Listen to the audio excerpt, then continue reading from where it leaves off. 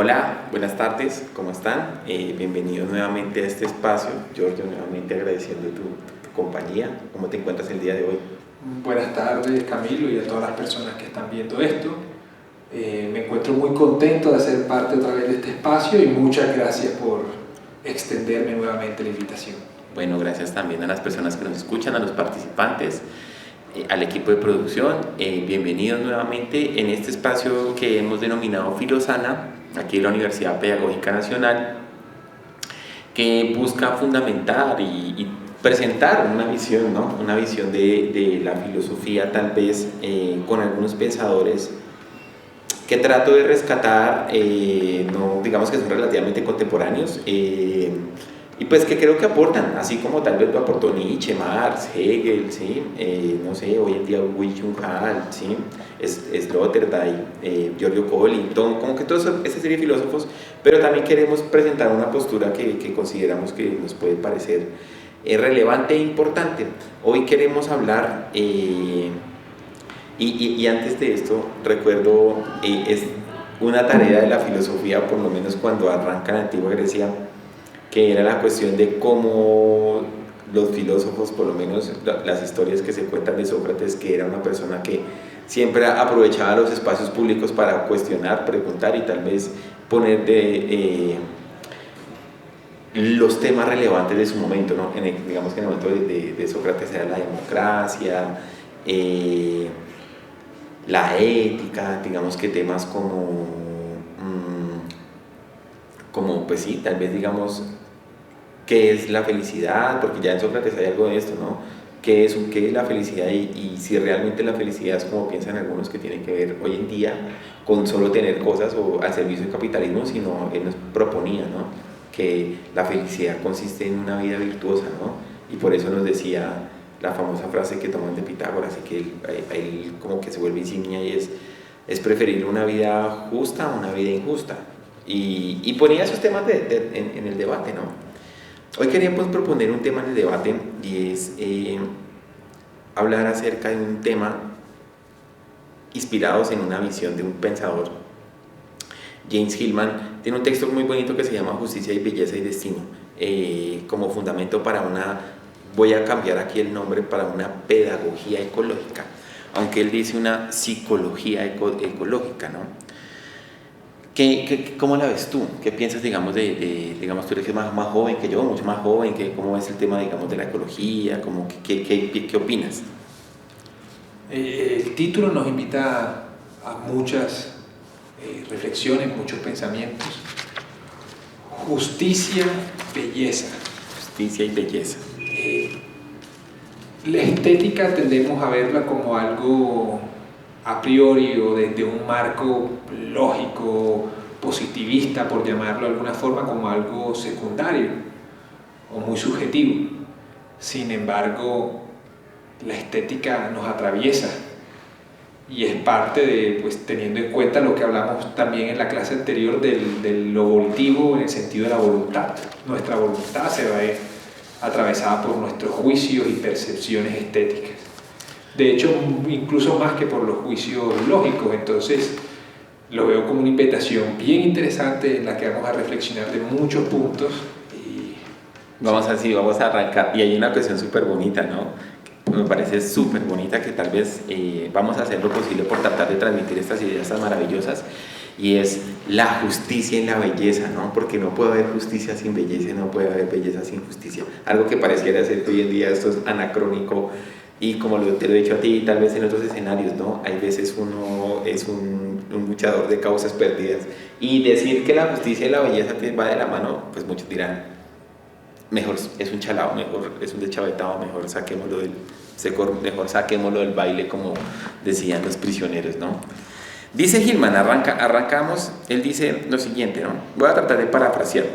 Dice: durante los últimos meses del siglo XX, el mundo moderno pasa por un ritual preparatorio, la presencia de lo imprescindible, lo invisible amenazante. Llamamos a esta presencia hoy en día, voy a parafrasear, una tercera guerra mundial, ¿sí? Le dedicamos inmensa concentración y trabajo tedioso a los detalles de la prevención. La imaginación se enfocó en lo que podría ir mal, la catástrofe, el apocalipsis. la vez pasada hablábamos algo de eso, ¿no? Y es cómo pareciera ser que a la imaginación se le presenta más fácil una catástrofe a una posibilidad de mejora en el capitalismo. Dice él, el hecho de que nada ocurriera, él menciona acá lo que ocurrió en el año 2000, tal vez no creo que tú lo recuerdes, pero en el año 2000 ocurrió una cuestión que se creía que del 31 de diciembre al 1 de enero iba a ocurrir un fenómeno que se llama el Y2K o Y2K, y era algo así como que los sistemas operativos se iban a reiniciar, iba a reiniciar, eso iba a ser un apocalipsis, iba a reiniciar toda la cultura. Y entonces dice él, claro, el hecho de que nada ocurriera, que el anochecer y la mañana del nuevo milenio amanecieron y pasaron como de costumbre cualquier otro día, otro año, otro siglo, sin incidentes, confirmaba la intelectualidad de la ciencia, el negocio, el gobierno y las academias, que podíamos confiar en la razón y la voluntad humana.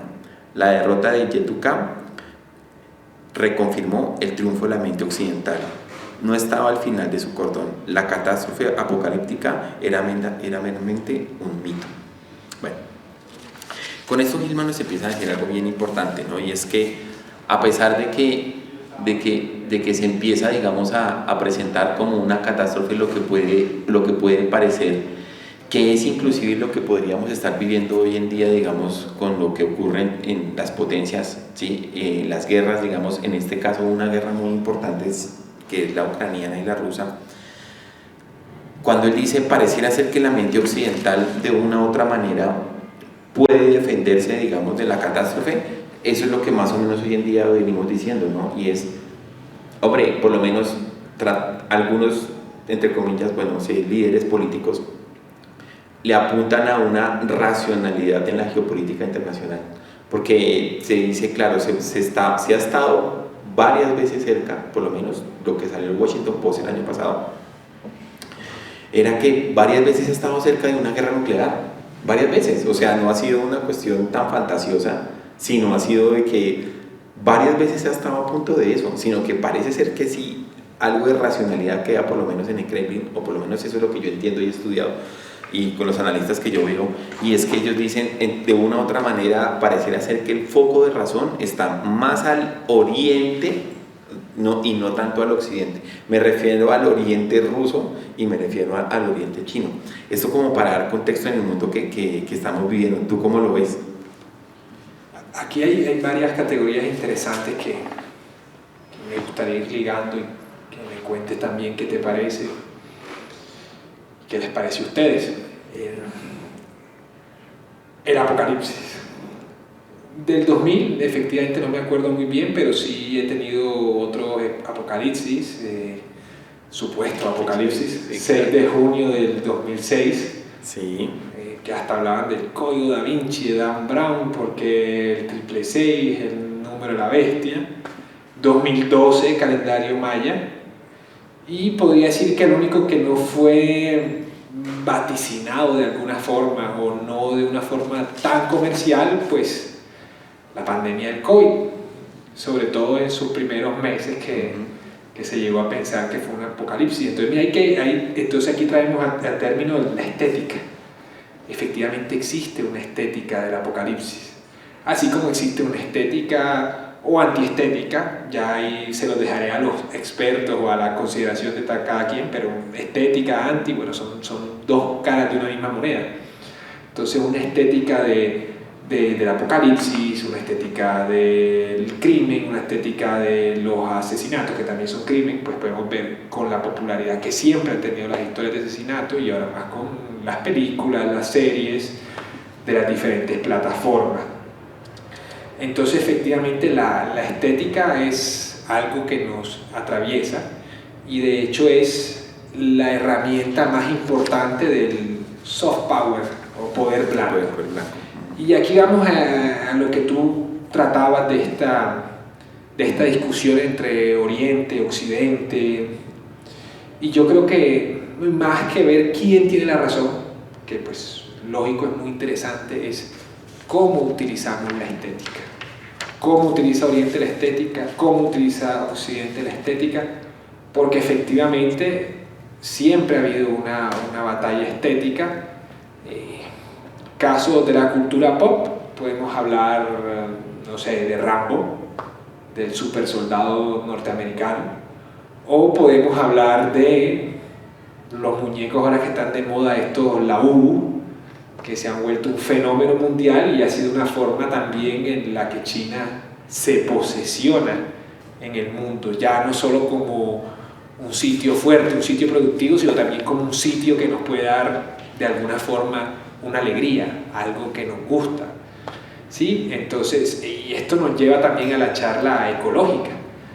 Lo ecológico no es lo meramente natural, sistémico, sino es lo que el ser humano, las sociedades van implantando, y cómo se va generando esto, este ir y venir. Entonces, efectivamente vemos cómo la estética atraviesa toda esta realidad, incluida la realidad de la razón.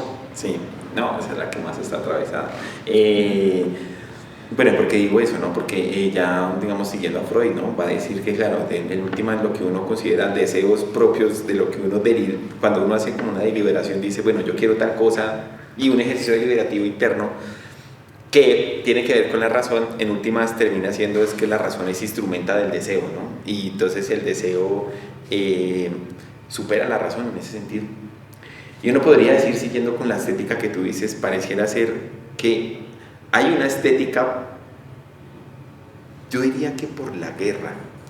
¿Por qué lo digo? Bueno, y trato de ir por las dos que tú mencionabas, por el apocalipsis y digamos esta idea de apocalipsis, que es muy interesante. Voy a parafrasear un texto, podría decir, el apocalipsis es sin edad, es arquetípico. Sin embargo, la forma en la que lo vemos está marcada por el tiempo, como tú acabas de mencionar.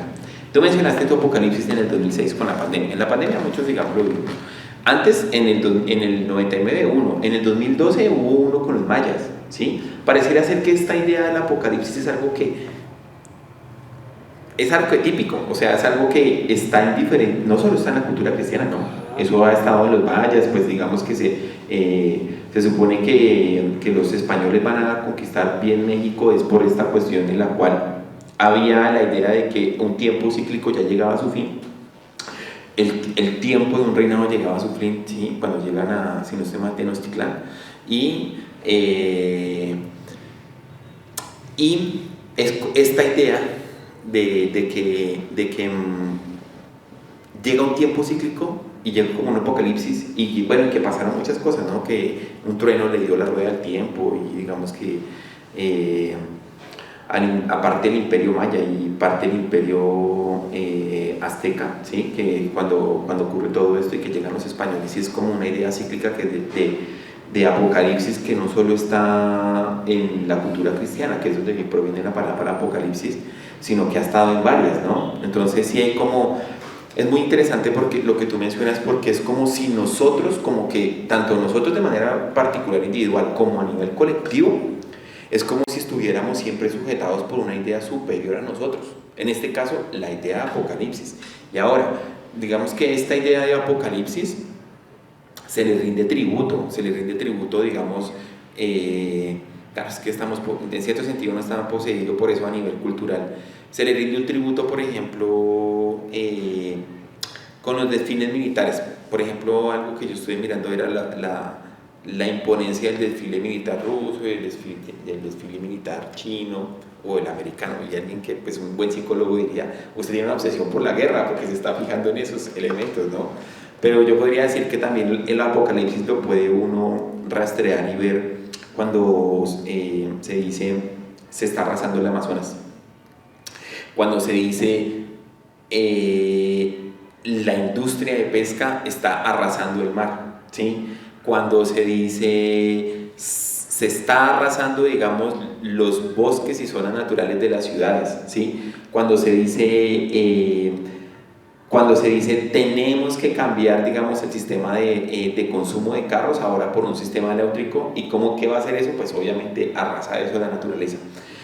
No solo es una imagen que se nos presenta o una fantasía a nivel cultural, histórico, como bien lo dice el texto, sino es algo que también se encarna. se vuelve carne, ¿sí? O sea, el Apocalipsis no solo es una idea que ocurre en la Biblia al final de los tiempos para las personas que son cristianas y tal vez muy literales, sino que es algo que de una u otra manera, no sé, es como si todo el tiempo estuviera pasando. Por lo menos lo que yo tengo entendido es que se creía, por lo menos se creía cuando aparece Cristo, a la figura de Cristo, y logra, digamos, una cierta ya relevancia en el Imperio Romano, a partir de los mártires y todo lo que empieza a ocurrir, que el cristianismo se vuelve muy fuerte. Muchos, o sea, varios historiadores, Tertuliano lo va a mencionar, inclusive dentro de la misma iglesia, no antes de que existiera la Grecia, pero en el movimiento cristiano se creía que el Apocalipsis estaba muy cerca. Se creía que después de la muerte de Jesús eso quedaban como 200 años y ya era llegaba un nuevo reino. Y no. ¿Y qué pasó? Se tuvo que constituir la iglesia para seguir como el dogma y el mandato. Creo que la pregunta que tal vez uno podría seguir siguiendo a Hillman es ¿qué hacer frente a esta imagen, a esta idea de digamos, o fantasía? Aquí la palabra fantasía no es algo falso, sino es algo que está ocurriendo en la cultura. Mira, tú sabes que mucha gente quiere, los que tienen plata obviamente, el que tiene plata no quiere morir. Muchos de ellos quieren evitar su apocalipsis individual con la cuestión de la criogenia. Y es un negocio que va creciendo mucho. Ellos quieren evitar su muerte personal. Hay una cuestión que eso de verdad que es muy interesante analizar y es cómo las personas que tienen dinero, obviamente nada, pues no sé, seguramente muy poca gente va a querer morir, tienen la pulsión de muerte, pero los que tienen dinero sufren más por lo que van a dejar que por la misma muerte. Es una cuestión así súper, no sé, súper paradójica de analizar, porque muchos de ellos sufren es por la pérdida de su dinero, o sea, la catástrofe es la pérdida de su dinero. Si tú puedes mirar un fenómeno, por ejemplo, cuando ganó Petro aquí en Colombia, que era cómo se manipulaba a la gente, ¿no? Diciéndoles, es un apocalipsis el que va a llegar, ¿sí? Porque va a llegar alguien, pues, digamos, de centro izquierda, por decirlo así, una izquierda moderada. Y en últimas, bueno, después hablamos de eso pues, políticamente porque nos desviamos, pero es una izquierda un poquito moderada, pero a la gente que se le dijo, viene el apocalipsis y va a caer una recesión económica. ¿Y qué hizo? Y a la gente se le manipula, ¿no? Diciendo, esto va a estar mal, eso es un desastre, no sé qué. Y sí, o sea, sí hubieron capitales que se fugaron, o sea, llegaron unos, pero otros se fueron por lo mismo, porque dicen, frente al apocalipsis yo prefiero salvar el dinero. Y mucha gente, y eso pasó en el 2008, pasó en la crisis del 39, si no estoy mal, la americana, que la gente, los ricos lo que hicieron cuando vieron su plata perdida, se mataron. Entonces, como los diferentes niveles de apocalipsis, ¿no? Los que estamos viviendo a nivel cultural, a nivel personal y también los que son, digamos, como a nivel transhistóricos, estos que son un apocalipsis que se vive viviendo todo el tiempo, ¿no? No sé tú cómo lo ves. Pero también quisiera cerrar con esto, ¿no? Y es frente a la catástrofe que se nos expresa en la imaginación, en la conducta, en lo que vivimos hoy en día. ¿Qué puede hacer la educación? ¿Qué puede hacer la filosofía? ¿Qué puede hacer la psicología frente a esto? Y cierro con esta cita y te doy la palabra. Dice Hillman, un gran consenso de seres, si tomar en cuenta su capacidad deliberativa y sus habilidades lingüísticas, sienten en diversos grados y estilos que este planeta, su hogar y el planeta de sus antepasados desde el comienzo, está ahora tan severamente amenazado que su visibilidad y por lo tanto la de ellos podría no durar otro siglo. Un gran consenso de seres sin tomar en cuenta su capacidad deliberativa y sus habilidades lingüísticas, es decir, una cantidad, consenso de seres, por decirlo así, no humanos, también se ven amenazados y también, digamos de una u otra manera, presentan síntomas de esta catástrofe. Ok, me has dejado un montón de caminos Sí. por proseguir, lo que me gusta y me parece bien importante e interesante. Entonces, voy a comenzar porque el ser humano, tanto como sociedad, pero sobre todo como individuo, tiene una fascinación, una cercanía por el fin, ¿sí? Caso sencillo, empiezo la universidad y no puedo decir que todo el mundo, pero sí sé que muchos averiguamos cuándo se acaba el semestre, cuándo empiezan las vacaciones y cuándo se acaban las vacaciones, cuántos semestres me faltan para terminar, qué me hace falta para terminar eso. Entonces efectivamente hay una cercanía al final.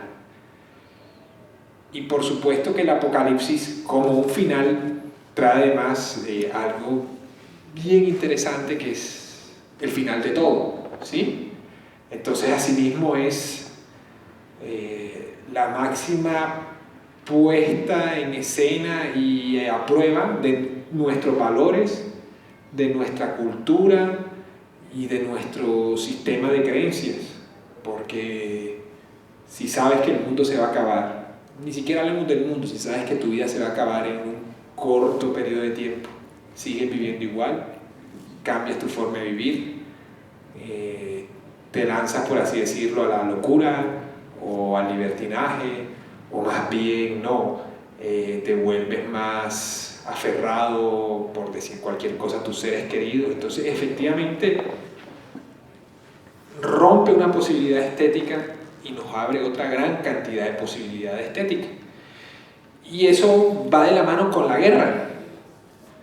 De hecho, aquí yo estaba buscando, porque no me acordaba el nombre, Filippo Tommaso Marinetti, ¿sí?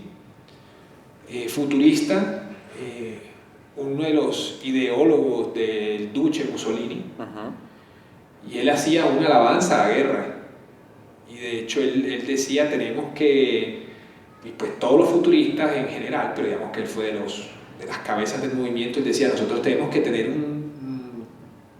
un olvido hacia lo viejo, nosotros tenemos que construir cosas nuevas, abajo lo viejo, arriba lo nuevo, carros nuevos, viviendas nuevas, sociedades nuevas, en todo el sentido de la palabra, ¿sí? Toda una imposición estética de lo nuevo.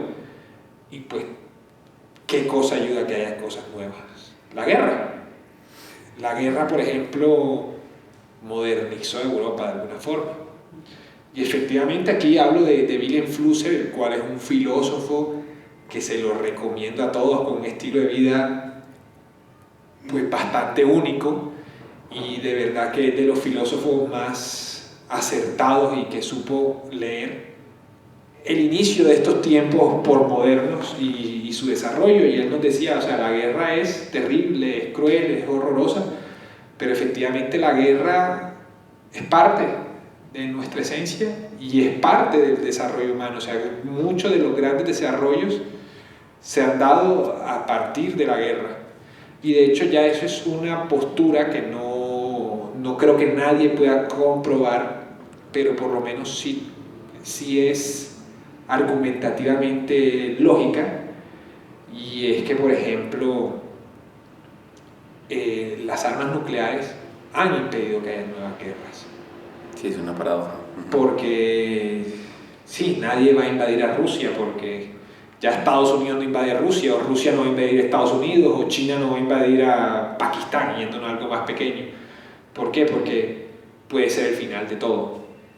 Y entonces ahí vuelvo con el tema que me dijiste del miedo de los ricos, que pues obviamente gran parte de los que toman estas decisiones son los ricos, pero les recomiendo a todos un libro hermoso de filosofía, y de verdad que es algo totalmente diferente, que se llama Comunismo Ruso, que es una conspiración que hizo Boris Groys. Y por ejemplo él nos habla de Tchaikovsky, que él decía, para ser realmente revolucionario no solo tenemos que ser eternos, sino que tenemos que revivir a los muertos. Puede sonar algo loco, no, pero bonito. Pero efectivamente él no solo era un tipo que planteaba ideas, sino él fue parte de los ingenieros que hicieron que el primer cohete saliera al espacio, ¿sí? O sea, el primer objeto humano que salió al espacio fue en gran parte concebido por él y otro grupo de personas, pero entonces no era un loco sin fundamento. O sea, era una persona que decía, salimos al espacio, que era algo impensable, pues tenemos que ir por más. ¿Y qué es ir por más? incluso hablar de la resurrección, o sea, ya ahí no solo estamos hablando en términos de dinero y lo que poseo, sino ya en términos revolucionarios, ¿sí? Entonces, efectivamente, ¿qué vemos aquí en común? Hay una mirada estética. Retomando lo del pánico que hablamos la clase pasada, porque lo que hablamos en una no significa que quedó ahí y ya no. Todo va con todo. Aquí hay una conexión de ideas. Y retomando la naturaleza, la ecología, efectivamente existen, pero también tenemos que propiciar diferentes miradas estéticas de un mundo ecológico. Que un mundo ecológico no signifique caer de pronto en un tipo de indigenismo, que no significa que sea malo, no, pero de pronto no va con nuestro estilo de vida, con el estilo de vida de mucha gente. Ya es tal vez insuficiente, o no sé. Sí, puede que sea insuficiente, efectivamente. Entonces la idea es abrir un mundo a nuevas estéticas ecológicas, y es por eso que cuando hablamos de justicia también tenemos que hablar de belleza. Cuando hablamos de ecología también tenemos que hablar de belleza. Cuando hablamos de justicia, de guerra, también tenemos que hablar de alguna forma de belleza, ya sea por algo que nos evoque sentimientos hermosos, por decirlo de alguna forma, o sentimientos optimistas, o porque nos evoque sentimientos de ira, sentimientos de tristeza, sentimientos de vacío. Y pues cierro ya con un paréntesis, que por ejemplo ya hablemos de la justicia como institución. Pues vemos que la justicia como institución tiene muchos elementos estéticos, desde la forma de los palacios y casas de justicias, desde aquí en Colombia no, pero también en muchas partes los peluquines para los jueces, cómo es el espacio físico de un juzgado, pero bueno, y lo que vemos es eso, pero lo que vemos detrás, vamos a este desorden estético absurdo de Kafka, que es muy real, ¿sí? Y pues, las personas que hemos trabajado en burocracia podemos dar fe de eso. Entonces, ahí todo se atraviesa, y todo se atraviesa no exclusivamente, pero sí por sentimientos estéticos. Sí. Y vamos a retomar por parte de lo que tú dices. Tú hablabas, claro, la guerra. Tal vez puede ser, bueno, y hablando del indigenismo y todas estas cosmovisiones que hoy en día se rescatan, que para algunos es una pérdida de tiempo, para otros hay algo que ver.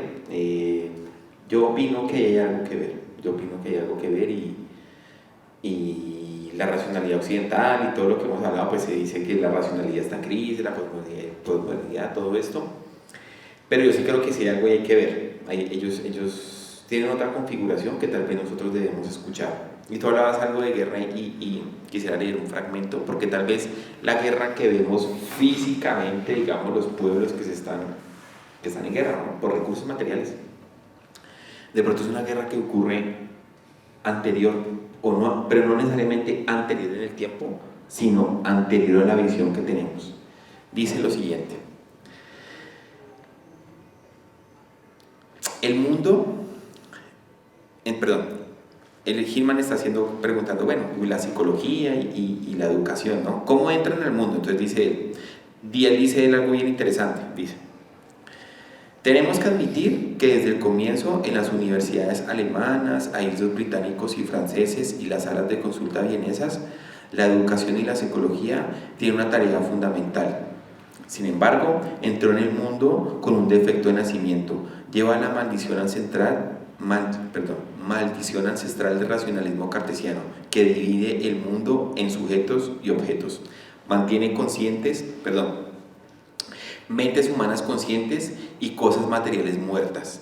El mundo real no era una providencia ya para la educación, para la psicología y para la filosofía. Bueno, aquí la palabra psicología no significa tanto como una carrera universitaria, sino significa más el logos de la psique, el entendimiento del mundo. Y él dice algo aquí que puede ser que es una crítica que se hace mucho, ¿no? Y es, tal vez el problema arrancó con Descartes. ni siquiera con los griegos, sino el problema arrancó con Descartes en decir, aquí hay una mente que siente y el mundo material externo está muerto, y tal vez por eso tratamos el mundo como lo tratamos, de llegar a un punto en que se llama el balance nuclear, ¿no? Que es decir, hombre, mira, tenemos que generar armas nucleares para que no nos invadan, o para que no se metan con nosotros, ¿sí? Pero es que esto parte de una división, o sea, eso parte de una división de entender el mundo. ¿Y qué pasa? Que es cierto, o sea, el racionalismo cartesiano y la manera de entender el mundo, sí, eso sí habita en la cultura, y mucho.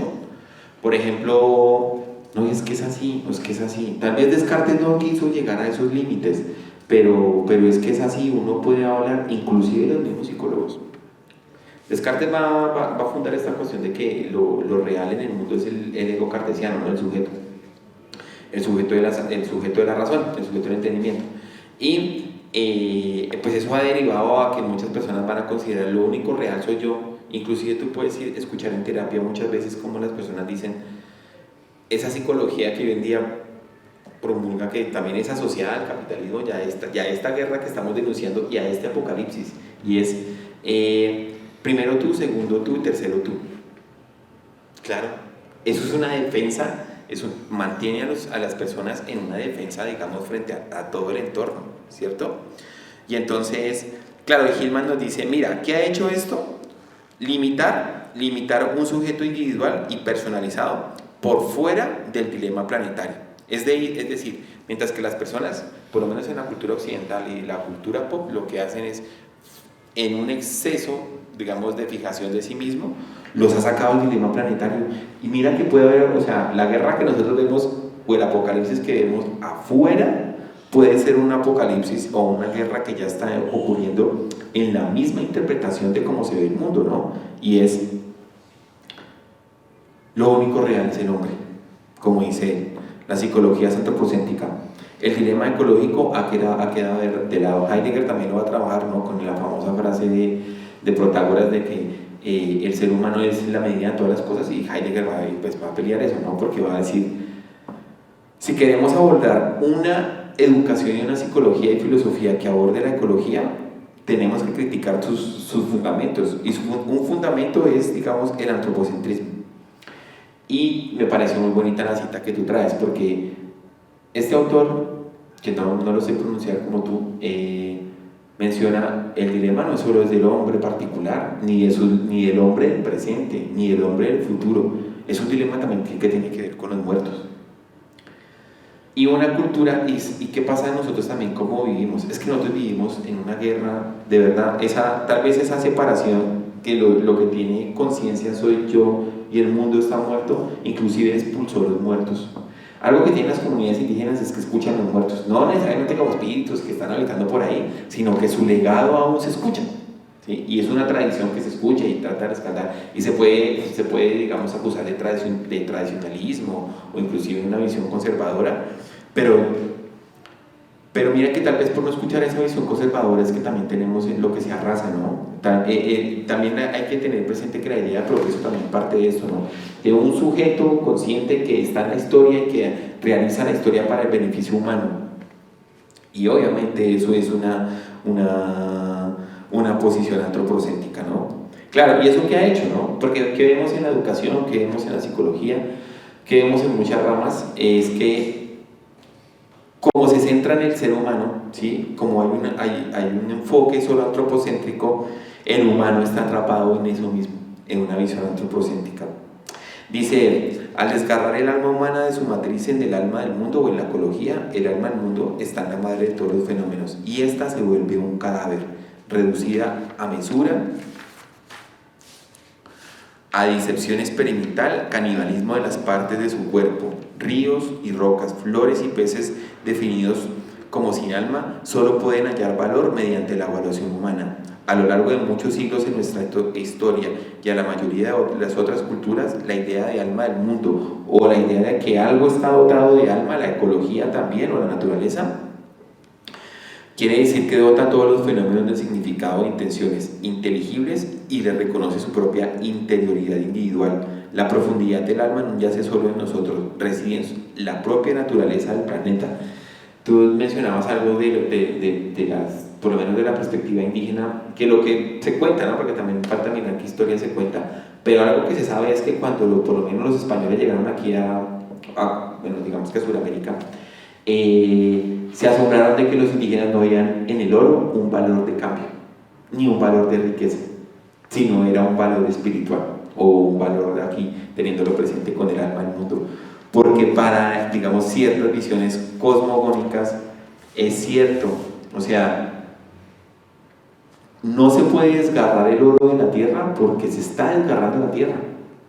Y tú mencionabas, claro, el empate nuclear y todo eso, y qué fuerzas se han desatado ahí, ¿no? Y a dónde llegó el hombre con su mente titánica, está desafiando fuerzas titánicas, utilizando las figuras mitológicas, claro. Es que eso es cierto. Pues de pronto, la mitología griega que habla, ¿no?, de que los dioses trataron de organizar el cosmos cuando hubo la famosa titanomaquia. Pero el ser humano, como tiene parte, digamos, de esas fuerzas titánicas, ha desatado, digamos, o tiene el potencial de fuerzas titánicas, fuerzas de destruir el planeta, ¿no? Entonces, porque ha sido una visión antropocéntrica, ¿no? Mira que tal vez los mitos no son tan falsos, o sea, y no son solo historias, sino los mitos hablan de algo que está ocurriendo también en la historia y en el tiempo, y es esta visión del ser humano que es solo centro y que lo demás está inerte, conlleva a esto, ¿no? Conlleva a una visión del mundo en el cual podemos abusar del mundo mientras que la mayoría nos miramos en el espejo de las redes sociales y el espejo de sí mismo. Hay una guerra ahí y hay un apocalipsis ahí. ¿Tú cómo lo ves? Bueno, comenzando que efectivamente los mitos son ciertos, no de pronto como historiografía o biografía o recuentos históricos exactos de un suceso, no, pero son una forma de comentar el espíritu de un pueblo, el espíritu de una época, que si bien eso cambia, hay parte que se mantiene, ¿sí? Y hay riesgos que se mantienen. De hecho, hay una entrevista muy interesante que le hacen a García Márquez, que él dice, son 14, creo que son, que si me equivoco me disculpan, pero él dice, básicamente son 14 las historias, y no hay más. Ya lo demás cambia, que el sitio, que se mezcla una historia con la otra, que digamos la cronología, pero en esencia las historias son 14, y no da para más, ¿sí? Entonces, efectivamente, el mito no se escapa de eso. Y pues las historias nos cuentan realidades. De pronto no realidades fácticas de hechos que ocurrieron, pero sí realidades de la forma de ser intrínseca del ser humano. ¿Sí? Entonces, yo creo que eso es algo que tenemos que partir de ahí, y el mito tiene una carga de realidad innegable. Por eso los mitos no mueren, porque historias más entretenidas las hay, o por lo menos entretenidas así a simple vista, pero el mito tiene eso que es que trasciende, y por eso no solo esos mitos, pero hablemos de los mitos de Homero. ¿Cuántos años tienen? ¿Más de 3000? Sí, claro, pues más o menos, ¿no? Sí, más o menos. Y ahí siguen. O los de Hesiodo, sí. Exacto, y seguirán. Sí. Y seguirán. Entonces, efectivamente... El mito del progreso, por ejemplo. También, ¿no? Prometeo, se podría decir. Sí, y hay mitos que por obvias razones se adaptan más a nuestra época que otros, así como unos se adaptaron más a otras y consiguientemente. Pero efectivamente, también vivimos envueltos de mitos que popularmente las llamamos promesas, o de forma más técnica las podríamos llamar proyecciones. Proyecciones económicas, proyecciones de desarrollo, proyecciones del fin del hambre, proyecciones del fin de la guerra, pero al final son mitos. Son mitos más técnicos, pero mitos. Entonces, ahí vamos, volvemos a lo de la carga estética. Voy para allá. Que la carga estética está presente, estará presente, y nos lleva inmersos a esta realidad. Efectivamente, el problema es que, y empezó ahí, el problema, o bueno, se fortaleció ahí con Descartes, digámosle problema para nuestras intenciones, para nuestras intenciones, y es que no, también la técnica, y por técnica me refiero a la tecnología, los insumos que nosotros preparamos, ganaron esta lógica por ser una lógica racionalista en el sentido de descartesiano, ¿sí? O cartesiano, como le gusten, como prefieran. Y esto lo podemos ver, por ejemplo, en los libros de Jung Hui, que hoy por hoy no solo me animaría a decir que es el filósofo, sino es la persona, ya en líneas generales, que trata más el tema de la cosmotécnica y de las diferencias técnicas.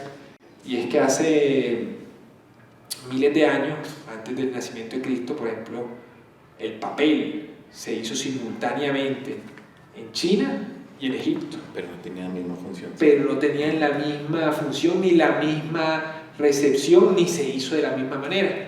Ahora, por ejemplo, se hace una inteligencia artificial, se desarrolla en Estados Unidos o en Israel o en China, pero sí se desarrolla bajo la misma lógica. Porque efectivamente el cartesianismo ganó el pulso. Y tú dices, hay una estética ahí, hay una estética. Hay una estética, y hay una estética más cercano a lo útil, al comercio, y pensamos el mundo.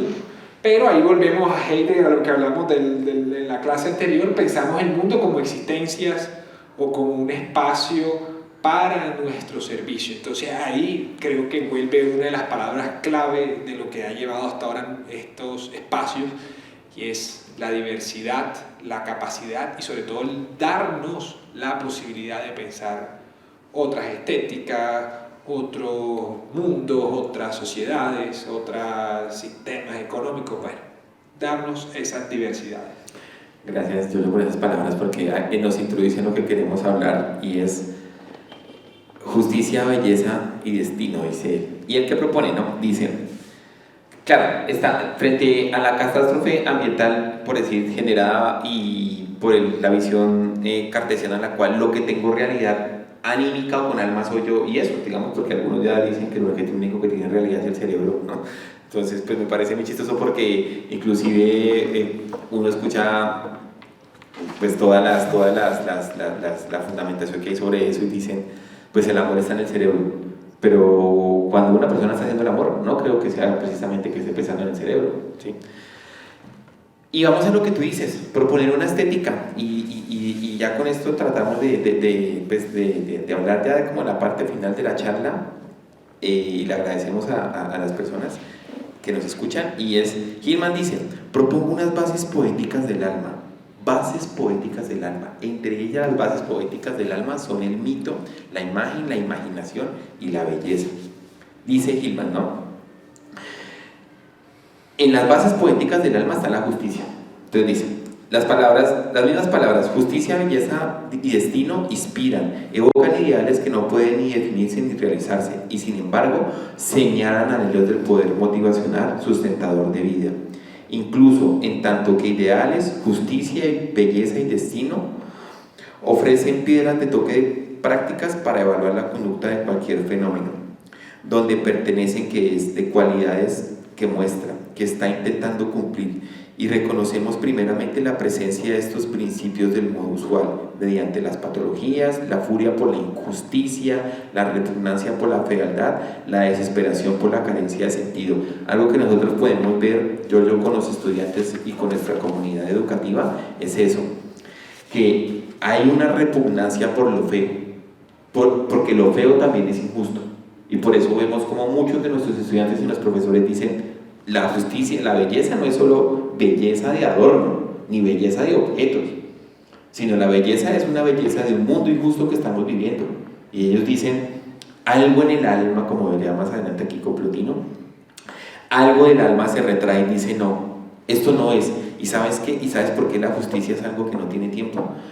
Yo recuerdo en la niñez que yo venía, o sea, me pasaban cosas injustas, pero yo no había visto cátedra de ética ni desarrollo, y era un niño, no sé, 8 o 9 años, y yo ya sentía que lo que me pasaba era injusto, y eso a uno no se lo enseñan, y uno viene con eso, y claro, y por eso la justicia y la belleza bien van de la mano, ¿no? Por eso cuando tú ves algo justo, lo quieres tratar con belleza. Y cuando tú ves algo bello, lo quieres tratar con justicia. Por eso, digamos, muchas personas en el enamoramiento, como ven al otro tan bello, lo tratan con la palabra justa, lo tratan, digamos, con el sentido justo y de la manera más apropiada. No todos, ¿no? Pero digamos que algunos tratarán de hacer eso. Porque, claro, tú hablas de que tenemos que proponer una estética y nos basamos en Nietzsche en parte porque Nietzsche también decía hay que tratar de proponer una pedagogía del mirar, algo que retomó hoy en día Wei Chung Han. Claro, y mira lo que nos dice Hillman acerca de la justicia y la belleza. La idea de justicia apenas se ha sido importante para la educación o la psicología, que ha procedido como si la justicia pudiera ignorarse. Hay algo que me parece muy interesante, traspolando esto a la modernidad. La modernidad hizo énfasis en el conocimiento, en cómo conocemos, pero muy pocos filósofos hicieron énfasis en la justicia. De pronto Kant, de pronto Hegel. Pero no sé, se hizo más énfasis en el conocimiento, en cómo es que se conoce, qué podemos conocer y qué es verdad el conocer. Inclusive se hizo énfasis en el lenguaje, pero no se hizo énfasis mucho en la justicia, ¿sabes? Y no sé, yo creo que la modernidad tiene una deuda, de pronto Kierkegaard la rescata, una deuda con Sócrates. Dice, la justicia es el principio rector de la sociedad, acaso también del mundo natural, como lo formula la naturaleza. Los griegos consideraron, mira, y por eso tú dices lo de los palacios, los griegos consideraron a la justicia temis fundacional, era una gran diosa de la tierra, como Gaia, la que Zeus también debía obedecer, yace en las raíces de la polis, la ciudad haciendo posible la cohesión estructural, dando a cada cual su lugar adecuado, permitiéndose pertenecer, pero no salir de sus límites. Y eso es muy interesante, ¿no? Como lo que dice acá, la polis, la ciudad y la justicia tienen una cohesión estructural, algo que tiene límites. Por eso nuestro sistema de consumo es un sistema desaforado e injusto. Es que la injusticia no es solo, sí es a nivel social, pero está también a los niveles de límites en los cuales la misma producción y acaparamiento de naturaleza ocurre. Ya no tiene límites, es que no tiene límites, ¿sí? No tiene límites. O sea, lo que tú acabas de decir digamos, del empate nuclear es entre comillas, porque dicen el empate nuclear, pero yo sigo haciendo tecnología nuclear para, en el momento que esto estalle, que nadie quede vivo, ¿sí? O sea, no tiene ya límites, no está regido por eso, ¿no? Dice, la justicia yace tan profunda, se siente tan innata, opera como un instinto. Opera como un instinto. En los humanos, la justicia es que hasta en los animales.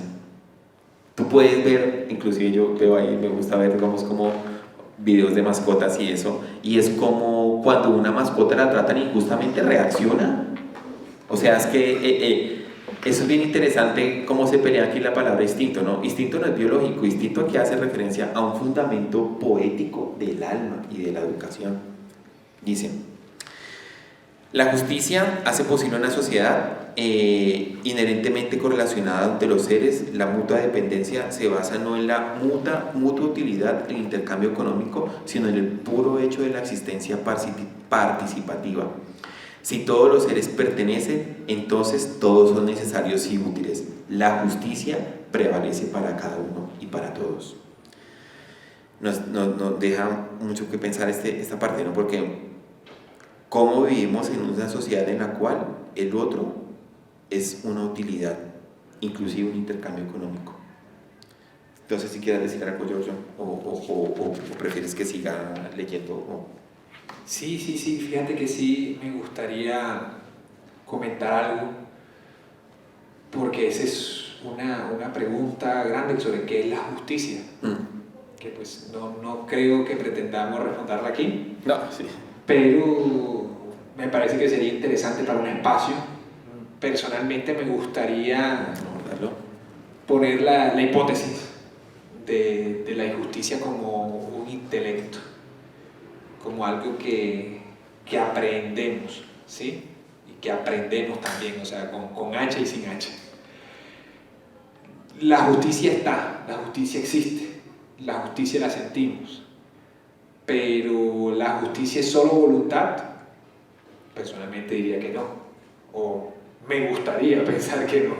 la justicia es solo instinto, me gustaría decir que no. La justicia es solo razón, pues ya hemos visto a lo que nos ha llevado la razón, que incluso han sido catástrofes más grandes que las que nos ha llevado el instinto o la voluntad, también me gustaría decir que no.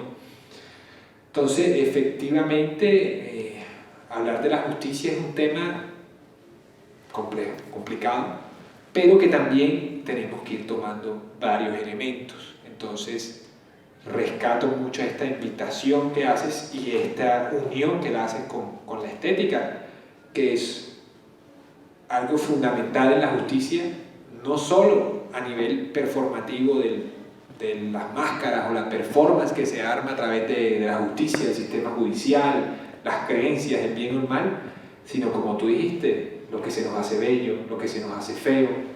Y ahí vuelvo otra vez a la insistencia también de esa pluralidad. Hablar de varias bellezas, de varias fealdades, sí, claro, de bellezas interseccionales y de fealdades interseccionales. Mira, dice Hillman, tú dices la injusticia como una posibilidad de aprendizaje, ¿no? Más o menos entiendo así, ¿sí? Dice Hillman, cuando la justicia es fundamental, entonces la injusticia deviene un síndrome primario, quizás una categoría de diagnóstico y un foco primordial de la terapia. La justificación de la propia vida se vuelve más significativa que su significado individualizado. La búsqueda de justicia lleva a una educación y filosofía que se enfoca hacia una filosofía moral y política. Mira qué bonito cómo conectan, ¿no? Porque si la justicia se vuelve fundamental, entonces la injusticia necesariamente nos va a llevar a una educación que se pregunta por una educación con moral y una educación con política, dice él, y uniéndolo a lo que tú dices, y una justicia estética, que es bien bonito, mira lo que dice. La justicia insiste en el uso correcto del lenguaje, el gesto correcto, el ritmo primario que señala los requerimientos poéticos básicos de la psique, lo que hablábamos, las bases poéticas del alma, no las bases en el lenguaje, no las bases en el cerebro, ni en el desarrollo cognitivo, ni en la manera de cómo se educa constructivamente o cómo aprendemos constructivistamente, sino él está diciendo algo. Antes de todo eso, venimos con unas bases poéticas y esas es la justicia. Y desde ahí empezamos a aprender, ¿no? Y dice él, el lenguaje correcto. Y dice, hacer las cosas justas, allí es donde convergen la ética y la estética, lo que ahora nos lleva a la belleza. Dice, y eso es bien bonito. Divino realce del mundo. Esa idea neoplatónica de la belleza abruma con esa hermosa simplicidad. Divino realce es algo que llega al corazón, nos detiene, contiene nuestro aliento, nos convoca y puede brillar inesperadamente en cualquier cosa, en cualquier sitio, en cualquier momento. No es sorprendente que la palabra belleza, kalos, también tenga la palabra o significado llamar. Cuando las cosas nos llaman a uno, pues porque tienen algo de belleza. Y la belleza y la justicia por eso nos llaman. Porque hay una base poética ahí en nosotros que nos obliga. Hay un llamado. La belleza llama, nos enamoramos, compramos el cuadro. La búsqueda inquieta por conocerse a sí mismo se desvanece a medida que el conocimiento se da a la percepción y a la apreciación. Una esperanza de alegría permanente es todo lo que necesitamos conocer. Qué bonito, ¿no? Una esperanza de alegría. Entonces, para que veamos cómo es que tratamos hoy, estamos fundamentando, pues obviamente esto es muy exagerado, pero fundamentamos cómo una educación debe estar basada en la belleza y en la justicia, ¿no?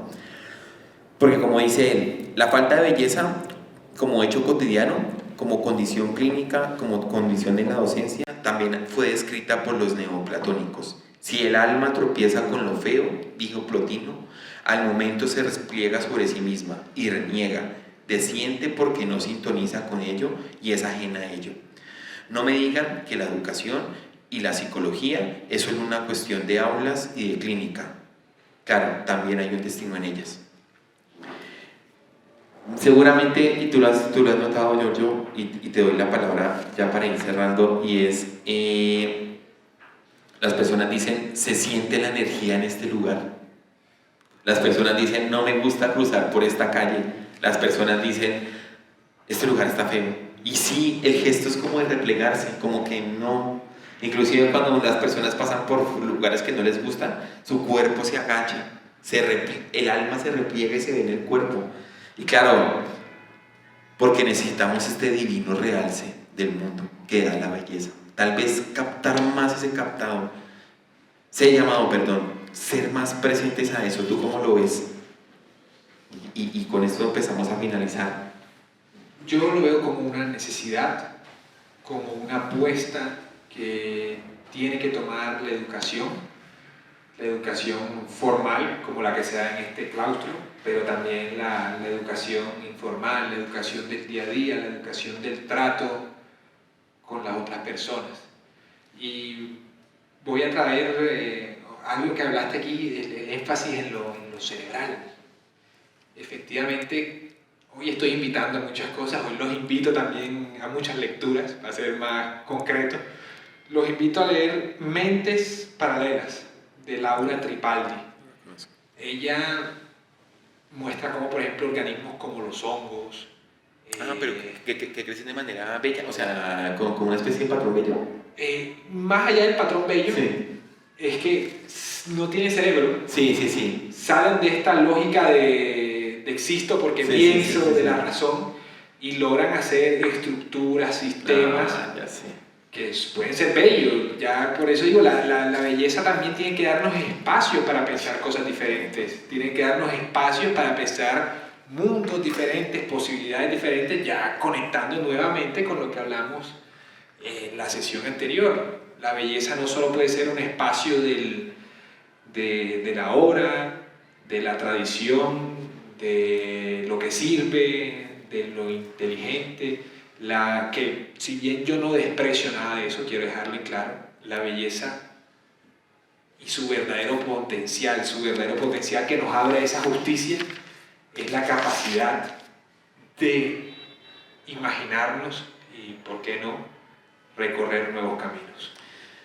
Gracias, Lelo, por esas palabras, y quiero cerrar con esto porque tú mencionas a esta autora y la naturaleza va haciendo un orden justo sin tener, claro, es que por eso dijimos que la guerra puede ser no la guerra que vemos digamos externamente, sino esta guerra entre hay unos sujetos que piensan y pueden organizar el mundo y los demás no, y es mentira.